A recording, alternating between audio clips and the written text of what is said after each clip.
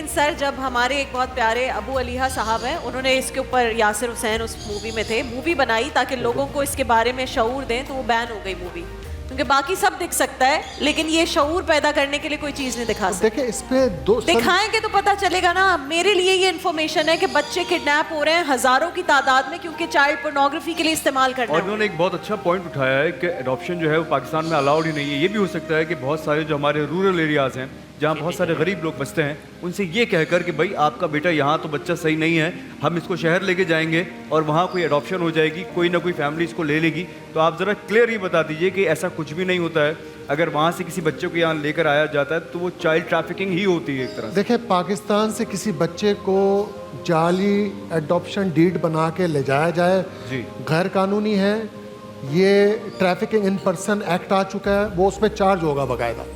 اگر آپ نے کسی بچے کو گود لیا ہے تو آپ اس کے قانونی تقاضے پورے کریں, عدالت جائیں, گارجین اپوائنٹمنٹ کے لیے بات اپلائی کریں. فیملیز یہاں پر بیٹھی ہیں, بشیرہ کی اماں ہیں اور یہ ایک اور بچہ جو ہوا ہے احمد. مجھے پلیز ان کے بارے میں بتائیے کہ کہاں سے کڈنیپ ہوئے ہیں, گمشدہ کہاں سے ان کے کیسز رپورٹ ہوئے ہیں, اور پھر یہ بھی بتائیں کہ آپ لوگ ڈھونڈتے کیسے ہیں. دیکھیں اس وقت میرے ساتھ موجود ہیں ٹھٹہ کے علاقے, ضلع ٹھٹہ کے علاقہ تحصیل ہے گجو.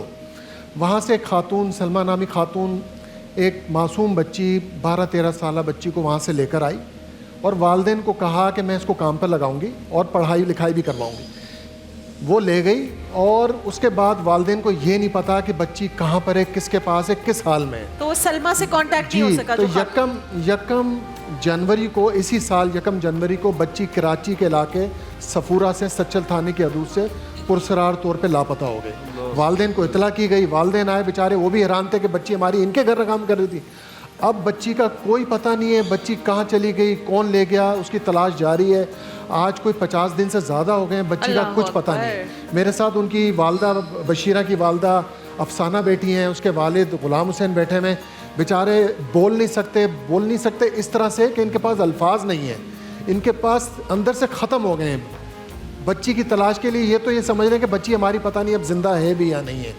اس طرح کے ریکٹ پاکستان میں کھلے عام چل رہے ہیں, کھلے عام ہو رہا ہے. ڈومیسٹک ٹریفکنگ ہو رہی ہے, بچوں کی ٹریفکنگ ہو رہی ہے, بچوں کو گھروں سے لا کے کام کے لگانے کے بہانے. یہ سیدھا ٹریفکنگ ہے. یہ وہ لوگ سن لیں کہ جو اس کو کار خیر سمجھتے ہیں, یہ کار خیر نہیں ہے. چاہیے علی صاحب, سب سے پہلے تو ان کو شرم دلانی چاہیے جو کہ کم سن بچوں کو اپنے گھر میں نوکریوں پہ رکھتے ہیں. دیکھیے محفل رمضان لائیو ٹرانسمیشن روزانہ دوپہر 2 بجے سے صرف گرین انٹرٹینمنٹ پر.